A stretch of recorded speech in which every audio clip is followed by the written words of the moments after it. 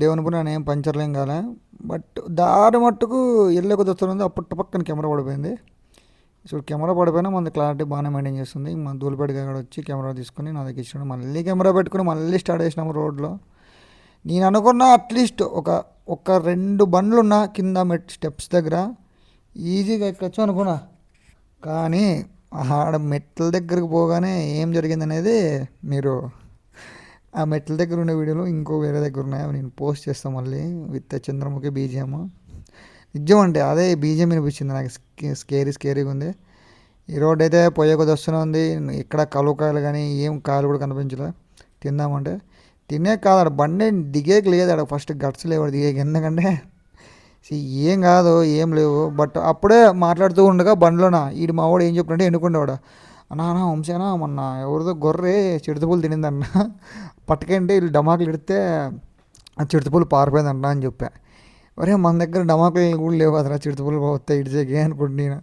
తర్వాత ఇంకోటి కూడా మన అంతా ఇదంతా తిరిగి వచ్చిన తర్వాత ఇంటికి వచ్చి చెప్పినా కూడా అరే ఈ ఏరియాలోన కళ్ళీలు వదిలేసినారా మొన్నే అని చెప్పా. ఒరే నీ అమ్మ ఇవన్నీ ముందే చెప్పింటే మాకు ఇంత పెట్రోల్ ఉంటుండలేదు కదరా క్యాట్ అనుకుంటుంటే. ఎందుకంటే ఫస్ట్ కొండదా పోయినామా, కొండదా పోయినాక ఇప్పుడు వచ్చింది దాంట్లో వెళ్ళాలంటే మళ్ళీ ఎందుకు రిస్క్ ముండ్లు గిండ్లు ఉన్నాయని చెప్పి అక్కడెక్కడికో గుండ్లపల్లి హైవేకి, అదే గుండ్లపల్లి అది ఫారెస్ట్ నుంచి ఒక కనెక్టెడ్ రూట్ ఉందన్నమాట. ఆ రూట్ అంటే పోతే హైవేకి వెళ్ళిపోవచ్చు అని చెప్పి ఇంకా సర్లే హైవేగా పోదామని చెప్పి మేము ఇంకా అట్లా వచ్చినాం అనమాట. లేదనుకో మళ్ళీ ఇదే రూట్ రావాలంటే కొంచెం రిస్కే. బట్ దారి మట్టుకు ఫుల్ అడ్వెంచర్ ఎక్స్ప్లోర్ ముండ్లకంపలే. ఇంకా ఏమంటే మంచి స్పాట్ ఇది.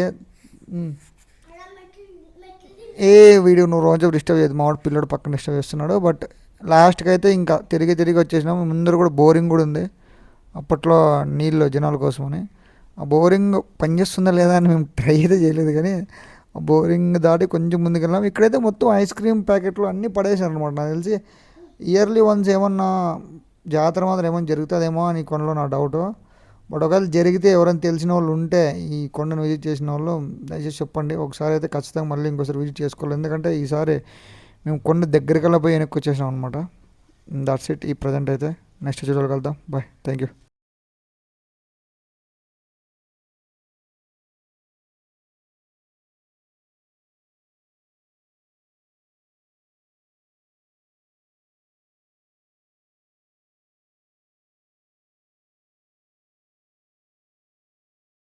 కొంచెం ఉండాల ధైర్యం. కానీ బాగానే పోయినట్టు ఇంత లోపలికే. ఇక నెక్స్ట్ సెకండ్ పార్ట్లో కలుద్దాం. Thank you. బాయ్.